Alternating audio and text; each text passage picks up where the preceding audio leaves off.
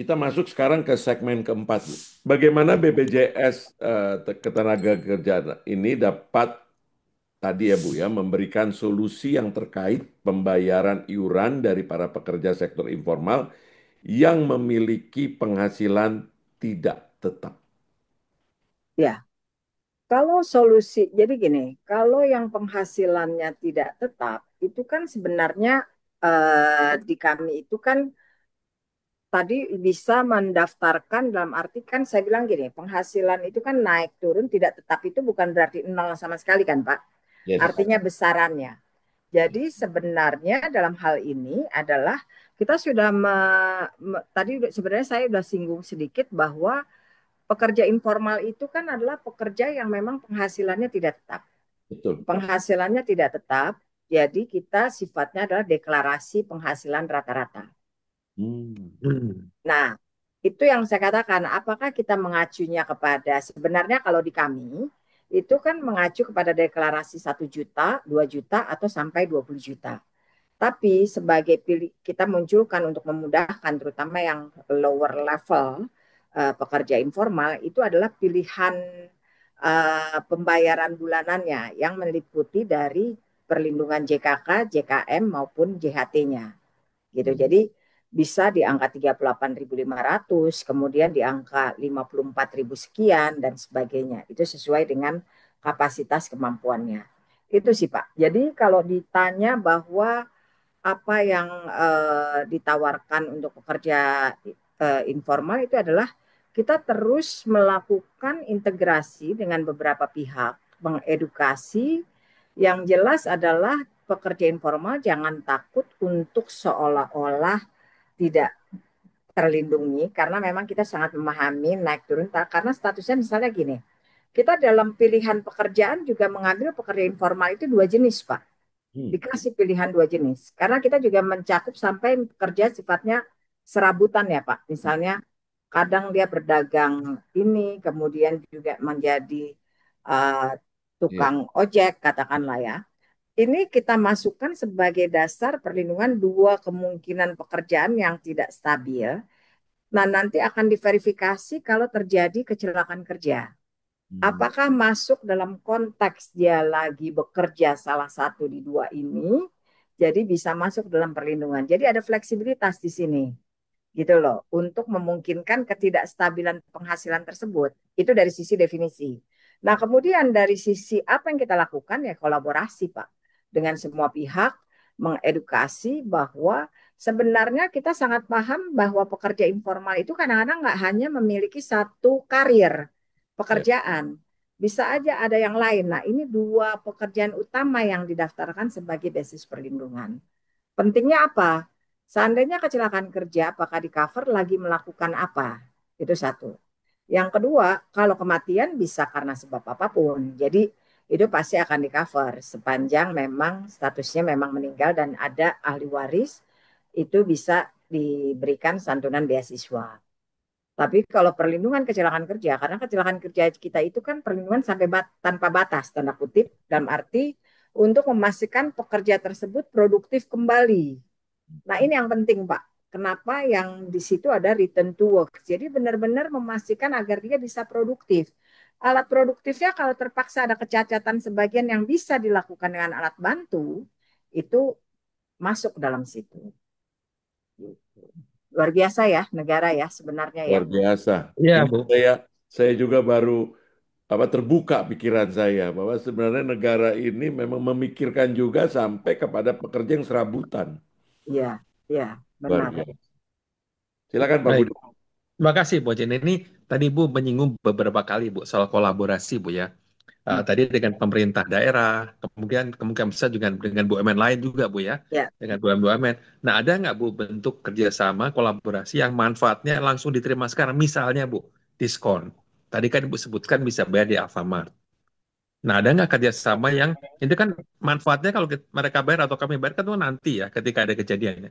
Ada nggak mm-mm. manfaat yang bisa diberikan sekarang ketika daftar, tapi bentuknya tadi ya diskon atau apapun Oh, untuk iya. mereka-mereka ini. Ya sebenarnya kalau berbicara dalam arti manfaat secara tambahan itu yang sebenarnya misalnya kita melakukan kerjasama beberapa dengan para mitra kita, karena kan kita link dengan sekitar 700.000 perusahaan, Pak, dari berbagai skala. Dan kita melakukan kolaborasi untuk memberikan ya insentif-insentif bagi para peserta. Jadi kadang-kadang peserta bisa menggunakan eh, kupon-kupon promosi untuk hal tersebut gitu. Itu bisa diambil di melalui platform Jemo sebenarnya. Makanya itu hanya tertutup bagi yang menjadi peserta. Nah, jadi kadang-kadang ada beberapa yang kadang-kadang dinikmatin sama beberapa lingkungan pekerja, misalnya diskon pada eh, apa satu merchandise dan sebagainya. Itu terkait yang langsung.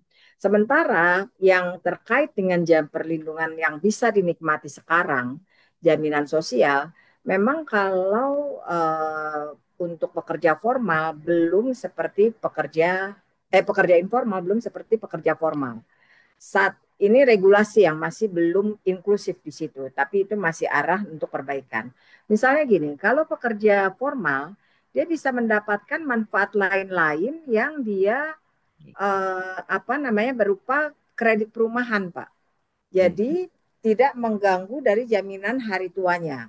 Jadi bisa mengajukan kepada kita punya mitra kerjasama, dia anggota sepanjang dia 1 tahun menjadi peserta, itu baru pada sektor formal ya. Nah nanti dia bisa dapat apa dengan tingkat bunga BI rate plus 5 gitu. Baik berupa kredit perumahan, KPR, uang muka perumahan maupun renovasi. Secara size sih menarik Pak untuk yang tapi saat ini masih baru pekerja formal yang masuk. Jadi kalau size untuk MLT perumahan itu kalau KPR sampai 500 juta, renovasi itu sampai 200 juta dan uang muka perumahan itu 150 juta.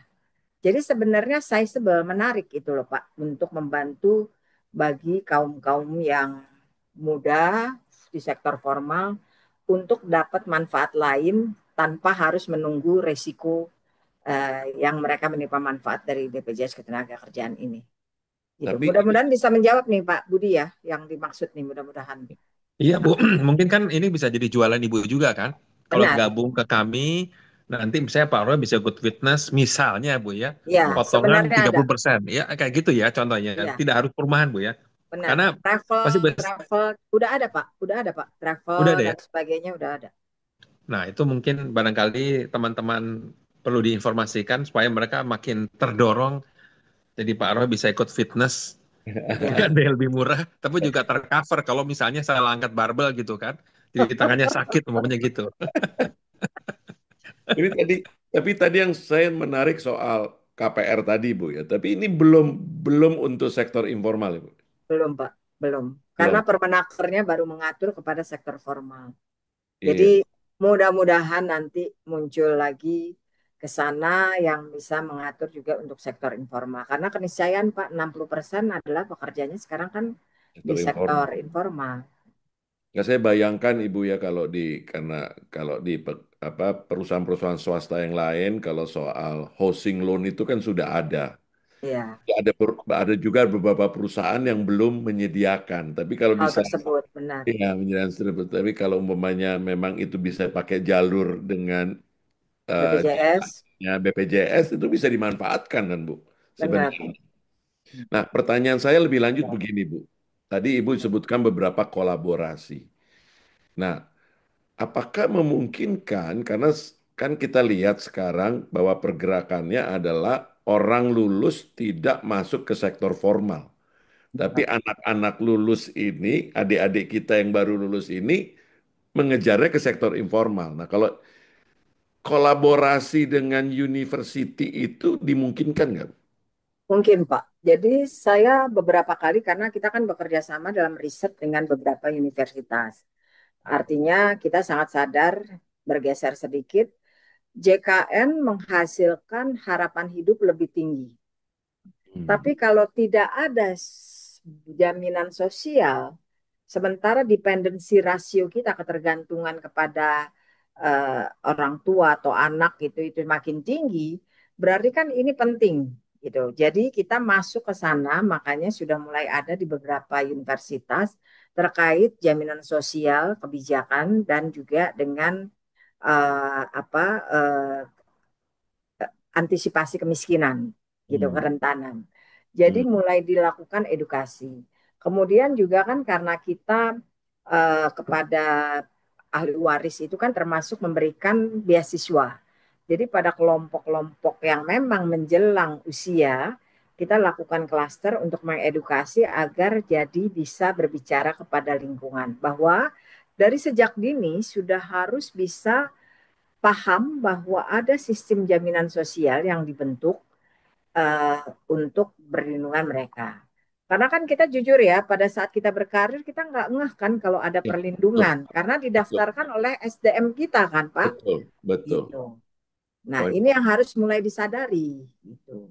bagus sekali, Bu. Bagus sekali. Silakan Pak Budi. Ya, menarik sekali Bu ya, karena dimungkinkan kerjasama sehingga diperoleh manfaat lain, manfaat Hmm, tambahan, bahkan nggak usah tunggu nanti kalau ada kejadian, tapi benar. sekarang juga bisa dapat ya. Nah, terutama mungkin Bu, barangkali sudah ada inisiatif ataukah pemikiran atau bersama dengan asosiasi profesi Bu, yang Hmm, sekarang ini kan banyak banget di Indonesia Bu ya. ya. Ada mulai dari Ikatan Akuntan, kemudian Persatuan Insinyur Indonesia, ini besar-besar Bu ya. Belum yang kecil-kecil lagi ya, atau Hmm. startup ya, yang sekarang juga banyak berkembang Bu. Nah, bagaimana pandangan Ibu mengenai profesi ini Bu? Ya, saya rasa sih memang karena dinamika sosial dan ekonomi itu kan terus berkembang ya, Pak. Jadi menurut saya sih memang em, kita terus berbenah diri untuk lebih agile melihat perkembangan hal tersebut. Jadi artinya yang mungkin tadinya kita waktu sekian lama hanya fokus kepada pekerja formal, terus kemudian hanya tahu pendaftaran dan sebagainya, mungkin harus melihat juga lebih maju ke depan. Jadi Ya. menjangkau semua, berkolaborasi dengan universitas, kemudian para ahli dan sebagainya gitu kan Pak, untuk membantu dalam bentuk edukasi ataupun mungkin membantu. Salah satu yang kita bantu itu juga terkait sertifikasi Pak. Oh, Sertifikasi memang baru terbatas K3 Pak. Karena hmm. itu kaitan dengan program untuk pemahaman tentang resiko kecelakaan kerja. Jadi kita kerjasama untuk membantu memberikan sertifikasi hal-hal tersebut. Sepanjang memang relevan dengan jaminan sosial, itu bisa dilakukan dengan kolaborasi yang memang pada akhirnya memberikan nilai tambah pemahaman kepada sekitar terkait dengan perlindungan sosial itu sendiri sih Pak. Gitu. Itu pandangan sementara. Jadi sifatnya tetap terbuka karena kita sadar bahwa diperlukan moda komunikasi, koneksi, kolaborasi dengan berbagai pihak karena ini menjadi tanggung jawab kita semua untuk ada safety net ini sih Pak. Begitu mungkin pemahaman. Terima kasih Bu Oci.